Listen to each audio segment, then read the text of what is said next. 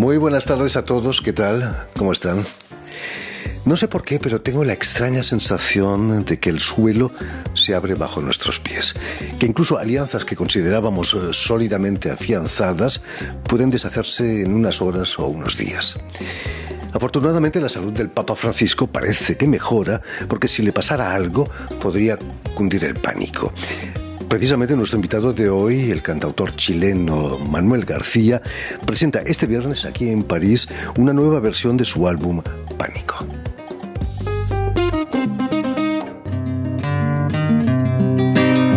Que fui un pasajero allá entre tus sueños, que fui un pasajero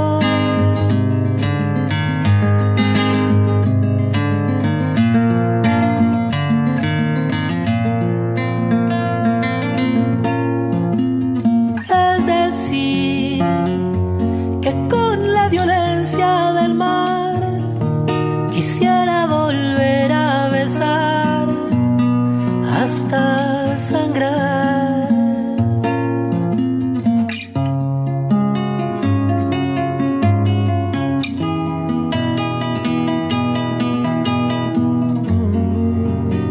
Tu ventana, la de las flores, la del sol, donde colgabas tu ropa interior, donde la blonda floreada adorna la estación. Tu ventana, donde es más clara la mañana, donde se enreda la luna en tu voz, donde las aves retratan tu rostro en su canción. Si te asomas, te adornan el... Muy buenas tardes, Manuel. Manuel García. Jordi, muy buenas tardes. Bienvenido a Radio Muchas Francia gracias. Internacional. ¿Crees, Manuel, que hay razones para sentir pánico en estos momentos, en estos días? Lamentablemente las hay. Y cuando digo lamentablemente quiero decir que lo lamentable puede ser también, por supuesto, remediable. No quiero poner una nota amarga en ese pánico, sino que más bien decir que el pánico también puede ser una alerta, algo que nos avisa que está peligrando en este minuto tal vez una dimensión de la especie humana por la situación frágil en que sentimos no solo a un país o una realidad en específico, sino que al mundo. ¿A qué pánico hacías referencia en el 2005 cuando publicas tu primera versión de Pánico? Para Chile siempre Argentina ha sido un país importante, poderoso en torno a su magia, a su hacer y a su historia. Y de pronto, al borde del año 2000, con el tema del corralito, que era un problema financiero enorme que tenía Argentina, vimos imágenes terribles en la televisión, entre ellas gente que inspiró la canción, ¿no? Directamente la metáfora, que asaltaban un camión frigorífico. Y yo vi personas ir con una cabeza de vaca o de toro chorreando sangre, corriendo por una loma. Y entonces yo pensé en ese vértigo que también me recordó, por supuesto, esa casa metafórica que escribe García Márquez, las de 100 años de soledad, ¿no? Y también me llevó, porque era Argentina, a esa imaginería un poco Borges, ¿no? Los espejos se secaron en la casa abandonada y el espacio de violines se volvió telas de araña. Y de ahí en adelante entra ese vértigo en que la canción finalmente es una especie de metáfora de esta hermosa casa abandonada, o tal vez en esta crisis que la fragmenta, ¿no? en este dolor y que produce pánico. Vivimos en una frágil sociedad, es terrible. Hace unos años la revista Rolling Stones situó Pánico, tu álbum, como uno de los mejores discos chilenos de todos los tiempos. Difícil mejorarlo, ¿no? ¿Por qué razones has grabado otra versión en La Habana, ¿no? Creo. Claro, porque el disco siempre tuvo una relación de deuda amorosa con la historia de la nueva trova cubana, que al mismo tiempo está emparentada con la nueva canción chilena. Recordemos que hay años en que Víctor Jara, Patricio Mans,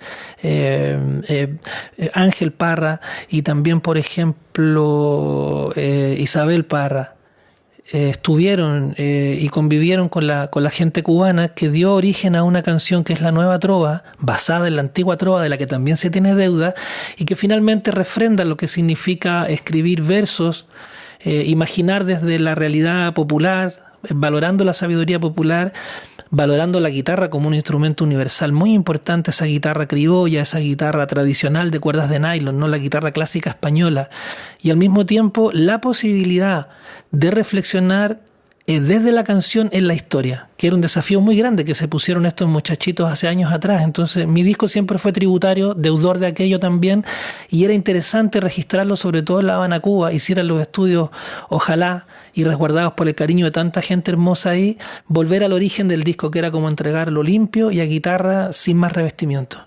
¿Cuál ha sido el secreto del éxito de la nueva trova cubana y chilena? Quizás que, además de esa pedagogía social, hay sentimiento. Claro, porque en este caso el mundo poético y social se transforma también en un mundo político y posible, ¿no? Hay una poética de la política en el fondo. A propósito de que fuera de tras bambalinas hablábamos en la plática recién acerca de estas esdrújulas de las que nos aquejan, pero que también nos protegen desde lo poético. Entonces, yo creo que hay una relación muy, muy especial entre la posibilidad que a través de la guitarra se tiene de valorar un sentimiento popular, que es un conocimiento más. Cuando digo un conocimiento más, me refiero a que enhorabuena el conocimiento que está en la biblioteca, en las academias, en las universidades, en la conversación que tiene que ver también con la reflexión tal vez más profunda y filosófica desde la academia. Pero ese otro conocimiento popular que recoge la guitarra se acerca mucho a realidades que a veces son insondables y que en una canción nos quedan claros. A propósito también que conversamos, por ejemplo, de la profunda obra de Joan Manuel Serrat. Llega muy, muy profundamente al público, ¿eh? El pasado 11 de septiembre presentabas, Manuel, en La Moneda de Santiago, tu nuevo álbum, precisamente, La Jaula de los Sueños Olvidados. Hacerlo un 11 de septiembre no fue por casualidad, ¿no? No, y aceptamos la invitación de La Moneda, a pesar de que como vecinos siempre, por supuesto, podemos tener diferencias con los lineamientos políticos de un gobierno. Una de las cosas que nos llamó la atención, y digo nos llamó la atención porque yo también trabajo con un equipo con quien discutimos, conversamos y razonamos las ideas para poder entregarlo mejor a nuestra comunidad, fue que no había ningún tipo de censura en el discurso que yo diera entre canciones, y tampoco se nos dijo cuáles sí y cuáles no canciones podíamos cantar en este acto. Entonces no nos sentimos invitados como unos artistas contratados a un acto que tenía que ser condescendiente, sino más bien que en este caso podíamos ser nosotros también unos vecinos que llegaban con su palabra y con su punto de vista con respecto a lo que significa el 11 de septiembre para Chile. 2 años atrás, en septiembre del 2022, los chilenos votaron el rechazo a la reforma de la Constitución. ¿Te afectó, me imagino, muchísimo? Eso? Muchísimo. Eso dio origen a que yo finalmente grabara este álbum, este disco entero de reflexión social política, que es La Jaula de los Sueños Olvidados. Yo en mi trabajo nunca he forzado que la reflexión sea social en las canciones. No me lo impongo como algo que sea parte de mi característica como artista ni como persona. Esas canciones cuando aparecen porque uno tiene una necesidad tal vez de plantearlas de manera honesta, siempre abiertas y en posibilidades de la conversación, que es también al mismo tiempo dialéctica histórica. Entonces fue un disco en el fondo no forzado, sino que ese rechazo me gatilló a mí a ir compilando muchas canciones que tenía yo y que trato nunca de publicar en un solo disco. Siempre trato que las canciones que son más sociales o más políticas estén repartidas también con otras de amor, de simple imaginación, o que tengan que ver o que estén vinculadas a otro perfil. Pero en este caso me gatilló la necesidad, insisto, como vecino, de decir todas estas cosas siento yo y me duelen de mi pueblo, o quiero que las abramos como tema de conversación, y escribí La Jaula de los Sueños Olvidados a propósito de ese rechazo. Abrir la jaula de los olvidos es luchar contra el olvido, precisamente. Así es, se trata de mirar y de razonar de la manera más posible, objetiva, realista o más subjetiva, amorosa, para que justamente las temáticas que nos preocupan podamos revisarlas y dar pasos adelante, no quedarnos en esa especie como de desazón. Permíteme, Manuel, que recuerde a nuestros oyentes que has nacido en la ciudad chilena de Arica en 1970. Tenías 3 años cuando Pinochet dio el golpe de Estado. Así es. ¿Cómo fue tu infancia bajo la dictadura? ¿Viviste toda tu infancia en dictadura? Durísima, porque ya venían nuestras generaciones de abuelos y abuelas un poco engañadas de los campos a las ciudades. Las ciudades siempre en Latinoamérica se formaron como focos que se suponía que iban a prometer mejores condiciones de vida, pero claro, eran solo promesas. Finalmente el campesino se transformó en obrero sin muchas oportunidades. de esas castas sociales es que yo vengo, y la gente buscando oportunidades desde el sur o centro de Chile se fue hacia el norte, donde estaban mis padres, viviendo en una especie de precariedad, ¿no? De campamento donde se suponía que todo iba a ser mejor en un momento, pero todo en un minuto se complica, ¿no? Yo tengo el recuerdo de militares allanando la casa, tengo el recuerdo de gente desnuda en las calles, tengo recuerdos de los camiones de los militares, de estarnos despertando y mi mamá temblando porque alguien toca la puerta a las 3, 4 de la mañana. Esos para mí son primeros recuerdos de vida. Imagínate que hay un poquito o mucho trauma en eso, no lo sé, pero luego la falta de oportunidades y ver también cómo la falta de oportunidad se transforma en angustia, la angustia en rabia y miedo, el miedo en violencia finalmente. La rabia se transforma en violencia muy fácilmente. Entonces todas estas violencias intrafamiliares, esta falta de derecho, estas cosas que tienen que ver con, incluso te diría con el tema hoy día del abuso y en general como de la precariedad a nivel humano, es algo que uno lo contempla y que es muy triste a la hora de ver que la gente no tiene la oportunidad de realizarse en una sociedad justa. Es necesaria una cierta estabilidad para vivir, ¿no? Así es, esa estabilidad también que tiene que ver con un discurso amoroso, con la construcción de una sociedad que se valora a sí misma. Cuando hablaban ahora, por ejemplo, en Chile se relevó mucho, acuérdate, el tema de la educación gratuita y de calidad como una de las primeras premisas que dio origen a los cambios sociales y también incluso a esa posible constitución que finalmente no votamos, pero comenzó en que los estudiantes reclamaban esa y con justa medida, ¿no? esa educación gratuita y de calidad. Pero la educación gratuita y de calidad, y yo lo comprobé aquí en Francia caminando por las calles con don Ángel Parra, que él me decía, sí, mira, fíjate, la gente acá un libro que no va a leer o un libro que ya leyó lo deja fuera de su casa, o le otorga la oportunidad a otra persona de poder leer, de educarse. Eso también es una educación gratuita y de calidad que no necesita necesariamente que la financie un Estado. Es más bien una conciencia del valor de tu propia sociedad. Por supuesto.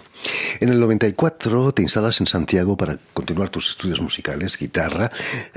¿Cómo negociaste ese paso de Arica a la capital? No fue fácil, imagino, ¿no? No fue fácil. Yo en algún minuto también por ahí me quedé a dormir en un par de plazas en la vida, digamos. Viniendo como provinciano, había sido estudiante de Historia y Geografía en la Universidad de Tarapacá. Elegí aquello para conectar con la historia porque no me imaginaba tampoco cantar sin saber quiénes éramos y cómo éramos y en qué situación estábamos, digamos, a nivel social, viniendo justamente de una dictadura que nos había privado de muchos libros. De hecho, había una hemeroteca cerrada por los militares en esa universidad, a la que a veces comenzamos a acceder algunos, poco a poco a abrir las puertas, y nos encontramos justamente con Le Mundo Diplomatique, nos encontramos con revistas de Mundo de Occidente, nos encontramos con revistas de la Casa de las Américas de Cuba, nos encontramos con toda una librería que estaba prohibida en la época de Pinochet. Y esas cosas nos fueron formando y a mí me motivó, por supuesto, aquello en un minuto a llegar a la capital a estudiar guitarra de manera formal, y eso fue también trenzarme con otros artistas, otras voces. Bueno, una capital que bullía de muchas cosas también intelectuales, y para mí fue una fascinación, y entonces tuve que hacer el esfuerzo, por supuesto, pero ha valido mucho la pena. Vas a empezar a cantar como profesional con grupos, como bandas como la Core, es con folclore, ¿no? Es folclore. Exactamente. Es folclore. Y luego con Mecánica Popular, una banda de rock. Pero ¿era posible conjugar trova con rock? Lo habían hecho ya los argentinos, porque veíamos a un Pedro Aznar venir a Santiago de Chile y cantar canciones que había grabado con Mercedes Sosa y al mismo tiempo con Charly García. Lo habíamos visto en las intenciones de bandas como Café Tacuba de reunir sus raíces y al mismo tiempo hacer una especie de pop rock electrónico. Lo habíamos visto en un Bob Dylan que en un momento se enchufó, ¿no? Y habíamos visto también la experimentación sonora muy abierta de artistas como Silvio Rodríguez, que decían, para mí también ha sido una inspiración conocer a los Beatles, valorarlos desde joven. Y esa trenza fue la que finalmente nos motivó también a decir, vamos tomando el sonido de nuestra época, vamos intentando entre folclore y otros géneros musicales decir algo. Hay que intentarlo. Hay que intentarlo. No solamente vas a cantar con esa banda de rock, vas a cantar también con la Orquesta Sinfónica de Concepción en un proyecto de homenaje a Víctor Jara. Tú eres la voz cantante de ese proyecto. Me imagino que fue muy impresionante, ¿no? Vestirte de Víctor Jara. Fue muy impresionante subirme al escenario y comenzar a saludar de a uno, como a 50 músicos, hasta que me di cuenta que eso no se hacía. Que el solista se instala en su asiento y saluda y se presenta y buenas tardes. Es decir, no había trabajado yo con una sinfónica, era primera vez que en Chile se hacía un experimento de música popular de tan largo aliento con música sinfónica. A propósito, el que versionó las canciones de Víctor, Carlos Zamora, un artista también y compositor sinfónico, lo acabamos de saludar hace un par de días aquí en Londres, está viviendo en York. Y claro, ese experimento fue hermoso también porque me acercó a la familia de Víctor, porque tuvimos que conversar estas cosas con Joan Jara, con la Amanda, con Manuela, sus hijas, ¿no? Revisar la historia, mirar qué iba a pasar. Tuvimos de tutelar también a Fernando García, Premio Nacional de Música en Chile, un sabio de la música, y finalmente enfrentar esta área del mundo popular con toda una sinfónica y un coro, y que finalmente resultó muy, muy especial, creo, y siempre queda todo, por supuesto, a la valoración que el público haga de aquello. ¿Qué debes quizás a Víctor Jara, a Violeta Parra, a Silvio Rodríguez, por cierto? Se les debe algo muy profundo, me emocionan tus preguntas, que es el reconocimiento del valor de nosotros mismos como seres humanos, como entidades vivientes y también como el reflejo de poder ver en el reflejo cuál es tu identidad como pueblos, algo, son gente que tiró de la raíz y nos comunicó y nos contó cuál era nuestra historia, de dónde veníamos, y también nos dio un propósito de vida, un propósito amoroso, que es la relación con el otro, con la otra, y la posibilidad de maravillarnos mágicamente con la realidad por el hecho de estar vivos. ¿Cómo conociste a Silvio Rodríguez? Mira, a Silvio Rodríguez, yo lo conocí una vez personalmente, que le hice una entrevista acerca de Atahualpa Yupanqui. Era para completar un documental que se llama El Canto del Viento, igual que su libro, y finalmente cuando se celebró creo que 30 años de Allende, se hizo un número de entrevistas que las realicé yo a León Gieco, a Pablo Guayasamín, a Vicente Feliu también, a Biglietti, a Daniel Biglietti. Bueno, entre medio de toda esa gente que fue a ese acto, Silvio aceptó la entrevista, y quien preguntaba era yo, porque había estado trabajando en la programación artística y también porque me interesaba mucho la historia de Atahualpa Yupanqui. Y la productora de este documental dijo, bien, genera un cuestionario y conózcanse. Entablen esta conversación en torno a Atahualpa. Y bueno, Silvio fue muy generoso, muy lindo, de una entrevista preciosa, hermosa, pero ya luego más personalmente nos acercamos ahora que fui a La Habana, Cuba, donde ha venido él al estudio Jalá a saludar como buen casero, como buen vecino también, como un cubano de a pie, con mucha humildad, y agradecer la oportunidad de que nosotros estuviésemos ahí como una presencia que tenía que ver con darle importancia también a ese espacio. Es decir, es ese Silvio Rodríguez que uno se imagina como un unicornio azul, que finalmente si se acerca a ti es dócil, es cariñoso, es tierno, es transparente.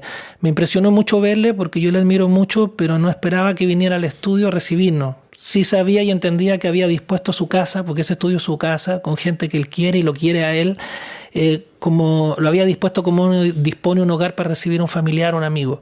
Yo con eso ya me sentía muy honrado. El día que apareció por ahí a dar un abrazo, a saludar, a cruzar una palabrita, me he sentido muy, muy feliz, y también porque le habíamos abierto ya en Madrid un concierto que fue en homenaje o en conmemoración a 100 años de la historia del Partido Comunista, que se hizo en Madrid. Yo me acuerdo que también abría ese concierto, y ahí, bueno, más bien cruzamos una palabra muy breve, había que tocar, etcétera. Hablabas de Atahualpa Yupanqui. Como él, muchas figuras de la canción chilena han pasado por París. Violeta Parra, Ángel Parra, su hijo, tú mismo. ¿Qué representa para ti venir a presentar Pánico, tu nueva versión, aquí en París? Yo me siento muy feliz, como cuando alguien tiene la oportunidad de leerle una carta a otra persona. Mira la metáfora en la que entré. es que la carta te la envía esa otra persona, pero soy yo quien te la va a leer, porque nosotros hacemos un concierto que recoge humildemente un poquito de la historia chilena en la canción, no son solo canciones mías, y también porque ese concierto es una carta abierta a todo este país que ama Chile, que ama Latinoamérica, que se ha informado, que le dio una oportunidad a la Violeta Parra de estar en el Museo del Hombre, que es tierra también de don Angelito Parra, que es un lugar que a través de Edith Piaf le dio un lugar a Atahualpa para que estuviera aquí. Es decir, hay una cosa de agradecer y de leer esta cartita de amor, digamos, también de parte humildemente de todos y quienes valoren todos esos encuentros en la cultura. Como se dice a menudo, no es bueno que el hombre esté solo, ni el cantautor tampoco. Has colaborado con artistas de la talla de Mon Laferte, Silvio, del que hablábamos, con quien grabaste la canción Viejo Comunista, ¿no? Sí, así hay es. una cierta nostalgia, ¿no? ¿Qué podemos esperar al final de este viaje en la vida? Que es el título de una de las canciones. Claro, exacto. Y una canción que yo valoro mucho, que canto también cada vez que puedo, del autor Silvio Rodríguez. Que quedemos los que seamos capaces de sonreír en plena luz, como propone la canción. A pesar de la muerte, a pesar del oscuro, a pesar de la fragilidad como especie humana que tenemos, y a pesar en este momento de estar en días en que tenemos una especie como de corazonada o de presentimiento de que las cosas pueden ir a peor. Esperemos que no. Esperemos que en este equilibrio precario que vivimos como especie seamos capaces de reflexionar, de pensar, de sentir, de valorar lo que hemos logrado como humanidad. Hemos creado bombas, pero también hemos hecho violines. Hemos sido quienes asesinan al otro, pero también somos quienes somos capaces de dar vida y proteger. De cuidar el nido de un pájaro en vez de solo devorarlo, ¿no? Ese animal terrible que devora primavera es algo que también al mismo tiempo es ese ángel inefable que al mismo tiempo es creador y que es posible en el mundo conjugarlo como algo que sea positivo para la humanidad, para el universo y que tenga un sentido este paso que tenemos tan breve y tan sencillo. ¿Hay que ser optimista o un pesimista lúcido, quizás? Yo creo que en el encuentro de ambas cosas, el pesimista lúcido y el optimista impenitente, ahí podemos encontrar justo una frontera donde las cosas tengan, por favor, tender a mejor. En fin, pues ya lo saben, tienen una cita este viernes en la Sala Pan Piper, aquí en París, para el concierto del cantautor chileno Manuel García. Muchísimas gracias, Manuel, por habernos transmitido. Gracias a ti, Jordi, cosas. una maravilla conversar contigo. Ojalá la vida nos dé más oportunidades. Naturalmente. Permíteme también que dé las gracias a Vanessa Loasso y a Julián Leng, quienes han ocupado hoy de la realización del programa, y también saludar a nuestros telespectadores. Merci. Saludamos también a nuestros telespectadores, porque también los tenemos, que nos siguen en todo el continente americano, en Santiago y Narica, seguramente que también, gracias a una cadena que se llama UCL, Unión Continental Latinoamérica, y una red que reúne televisoras públicas y universitarias de los dos continentes.